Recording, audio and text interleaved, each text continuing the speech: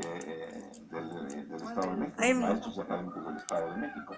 Pero bueno, los temas que va a abordar el día de hoy el maestro es sobre, pues, el 1 de mayo, fue el 1 de mayo. A propósito, ¿cómo le fue con ahí tiene su micro, ¿eh? Ahí está, sí, ándele. ¿Cómo le fue? Ahí está activo. Ahí está activo.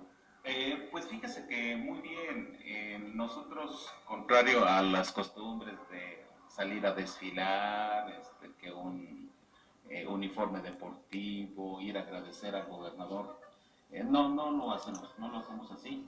Nosotros lo que reiteramos el día de ayer fue un manifiesto en el que nada tenemos que agradecer en primer lugar a Erubiel Ávila en su carácter de gobernador del Estado de México porque ha obstaculizado la ley para la entrega de los derechos que tiene el Sindicato Unificado de Maestros y Académicos del Estado de México. Y lo que hicimos fue girarle efectivamente un escrito fundado y motivado en términos de la propia ley que ellos crearon y que están obligados a cumplir, que no lo han hecho. Y le establecimos que el SUMAEM tiene 10 años de lucha, va a cumplir 10 años el 15 de junio de 2017. En 2009 obtuvimos la toma de nota, en 2012 nos dieron, el registro y luego la toma de nota en 2012. Y hoy hemos demandado al gobierno del Estado de México para que entregue las cuotas sindicales, las licencias con goce de sueldo y algo muy importante, las condiciones generales de trabajo a las que tenemos derecho, esto de acuerdo a la jurisprudencia nueva que ha emitido la Suprema Corte de Justicia de la Nación. En ese tenor, lo que le estamos ratificando al gobernador es que sus funcionarios no respetan la ley, no acatan lo que les mandata la ley del trabajo de los servidores públicos del Estado y municipios, no acatan la ley federal del trabajo y mucho menos el 123 constitucional en la fracción 10 del apartado B. No lo acatan, y un gobierno que no acata su propia ley es un gobierno que está en la ilegalidad. Les comparto, esta petición la iniciamos en el mes de diciembre.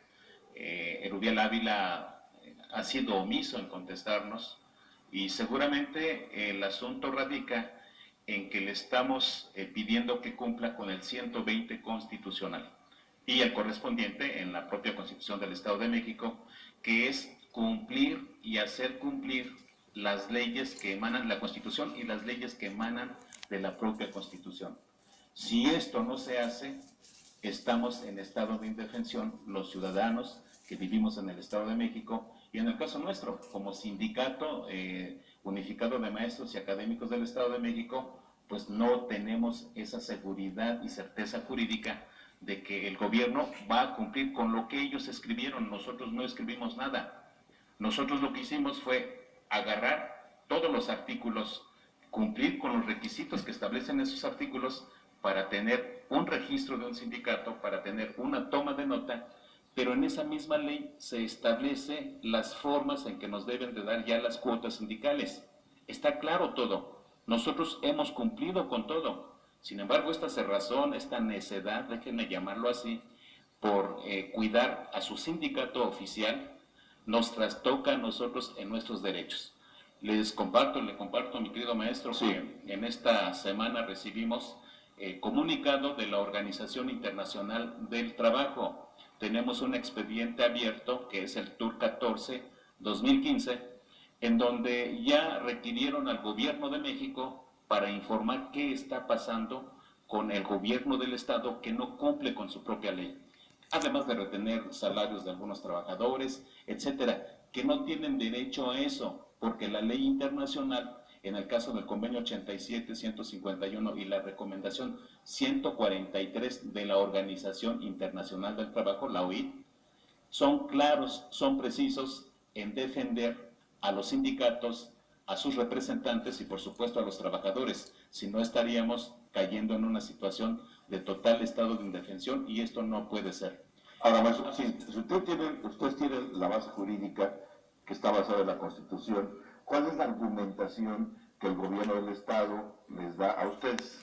Más bien, no hay argumento, no hay, simplemente es omitir dar respuestas, que eso es muy grave, y les comparto que nosotros vamos a hacer un requerimiento seguramente el viernes en términos de ley, apegado a derecho, y seguramente entre martes o miércoles de la otra semana, iniciaremos una controversia constitucional en contra del gobernador por no cumplir con este mandato del 120.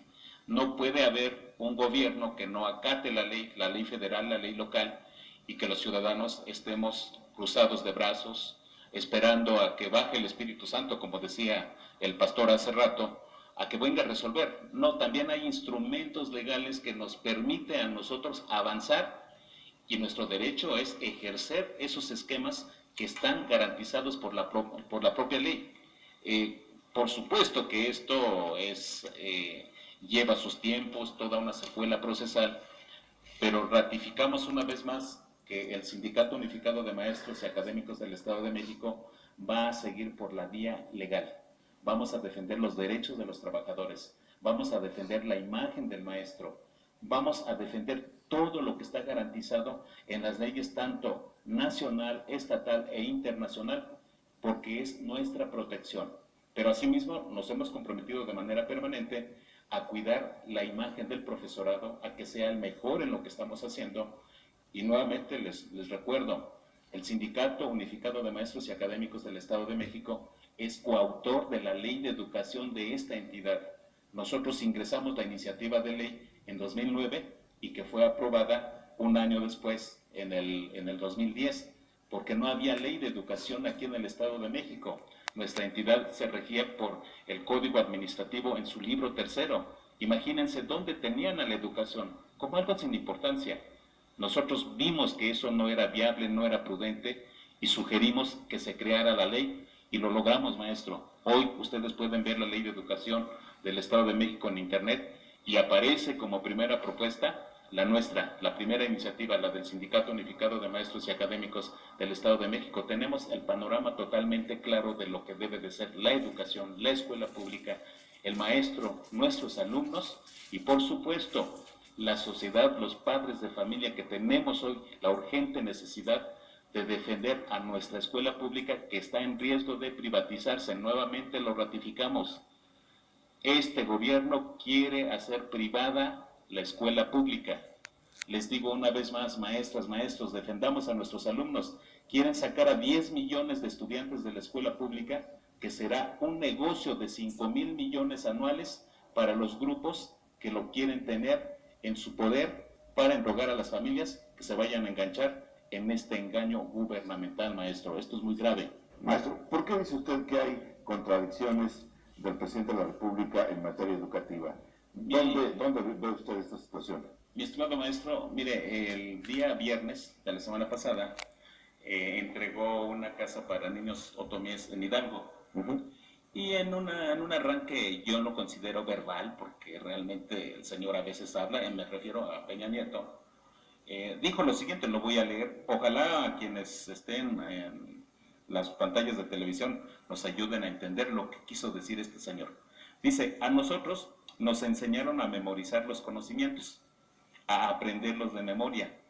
Hoy, más bien, lo que tenemos que darles por contenido educativo, como valor central de la educación y forma o método de educación, es enseñarles a aprender para que ustedes mismos, una vez que concluyan sus estudios, se sigan actualizando a lo largo de su vida personal y de su desarrollo profesional. Créanme que un auditorio que no tiene estudios de ser docente de pedagogía, que no esté especializado en la materia, pasan por alto muchos detalles. Sin embargo, lo que está utilizando Peña Nieto en esta afirmación es algo que aquí estamos denominando un cantinflismo pedagógico, maestro, porque lo que está utilizando son conceptos de diferentes corrientes pedagógicas que no se pueden revolver. Y yo les comparto, no es lo mismo decir y afirmar que el valor central de la educación son los contenidos. Esa es la falsedad más grande que puede emitir un presidente, que a todas luces denota que no conoce el artículo 3º constitucional. El eje central de la educación en este país es la persona, es el estudiante, es la formación integral que nosotros tenemos que procurarle a nuestros alumnos en cada una de las escuelas, en cada minuto, en cada hora que estamos con ellos. No es llenarlo de conocimientos, eso está muy pasado de moda, no. es hacer que este alumno tenga la creatividad de participar, de sentirse parte de la formación de conocimientos en el aula de clases, pero de manera activa, dialogando, haciendo cosas, platicando, llegando a acuerdos con la gente. De eso se trata esta transformación. Pero como ellos hicieron, tanto Nuño como Peña, lo único que hicieron fue acatar el mandato que les mandaron desde el extranjero, y me parece que eso no puede continuar. Y yo les invito a ustedes, maestras, maestros, a que defendamos a nuestros alumnos, a que reflexionemos nuestra propia práctica pedagógica. Recuerden que la materia de trabajo de los profesores es la docencia. Revisemos nuestra forma de hacer docencia, revisemos cuánto ha cambiado nuestra práctica dentro del salón de clases desde que ingresamos al primer año de servicio hasta este en el que estamos en este año 2017, y veamos cómo hemos avanzado, cómo hemos cambiado nuestras formas de interactuar, qué tipo de relaciones interpersonales estamos construyendo en el salón de clases, y desde ahí rescatar las experiencias pedagógicas más valiosas para socializarlas. El sueño que quizá nosotros como organización gremial siempre hemos hecho público es abrir un gran debate pedagógico para generar una cultura pedagógica que nos conduzcan a tener una nueva escuela pública, un nuevo perfil de maestro, un maestro que lea, un maestro que analice, un maestro que esté actualizado, un maestro sensible a la propia realidad social y al entorno de su escuela, que por supuesto va a tener que tomar el sentimiento y el corazón de sus alumnos en esta gran tarea. Si no sentimos lo que hacemos, si no hay afecto en lo que hacemos, es muy difícil avanzar. Pero conozco al magisterio, conozco al profesorado. Sé que cuando se lo proponen podemos hacer grandes transformaciones. Y el primer punto que yo les pido es que estemos leyendo de manera constante, es que apliquen la libertad sindical que nos costó mucho a un grupo de maestros que quisimos y conocimos la ley, quisimos cambiar desde la ley del trabajo para hoy tener la libertad sindical que logramos en 2010.